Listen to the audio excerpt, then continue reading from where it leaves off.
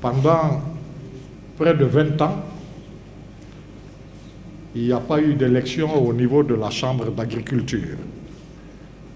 Près de 19 ans, il n'y a pas eu d'élection au niveau de la Chambre de commerce. Le pouvoir, à l'époque, avait installé des délégations spéciales. Au niveau du patronat, il y avait 3 ou 4 patronats qui se déchiraient les acteurs politiques. À l'avènement du CNRD, le président de la République a invité tous les acteurs économiques pour comprendre leurs préoccupations. Il a voulu comprendre pourquoi autant de fractures au sein du secteur privé, en demandant si réellement les acteurs privés avaient le même objectif. Oui, nous avons le même objectif. Dans ces conditions, pourquoi ne pas fédérer nos actions, unir nos forces pour avoir un interlocuteur unique, les représentants du secteur privé face au secteur public. Et voilà ce qui a été fait. C'est d'abord la première raison. Parce que quand on dit les actions du gouvernement ou du CNRD, il faut en préciser quelques-unes.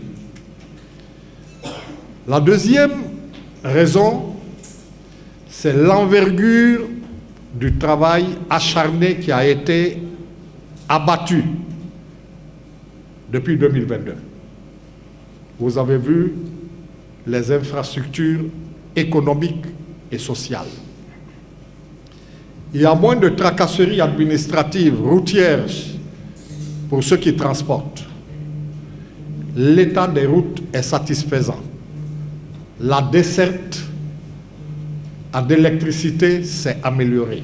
Vous savez, nous, les opérateurs économiques, ce que nous cherchons, c'est le résultat. Donc, toutes ces infrastructures ont permis d'améliorer la compétitivité de nos entreprises et aujourd'hui, nous n'avons pas beaucoup de choses à envier aux opérateurs économiques des pays voisins. La troisième chose, c'est l'amélioration du cadre réglementaire et légal.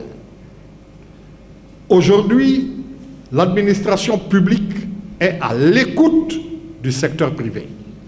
Chacun est dans son rôle. L'État est là pour mettre un cadre législatif et réglementaire incitatif pour attirer les opérateurs privés et le secteur privé est là pour créer des emplois, pour créer la richesse. Et donc, vous avez constaté que régulièrement, les commerçants de denrées alimentaires ont été appelés à stabiliser les prix. Cela a été fait dans le cadre d'un accord tripartite. L'État nous a dit, compte tenu du revenu des Guinéens, nous ne voulons pas vendre tel denrée alimentaire au-delà de tel prix. Et nous avons dit, dans ces conditions, voilà ce que le secteur privé attend de vous en matière de droits de douane notamment. On s'est entendu et voilà comment nous avons stabilisé.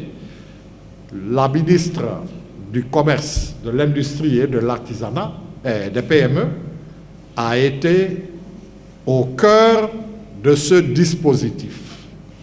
Et nous pouvons avouer aujourd'hui qu'au niveau de chaque administration publique, nous avons des interlocuteurs. L'État est à l'écoute des opérateurs privés. Voilà 3 raisons sur lesquelles je voulais insister.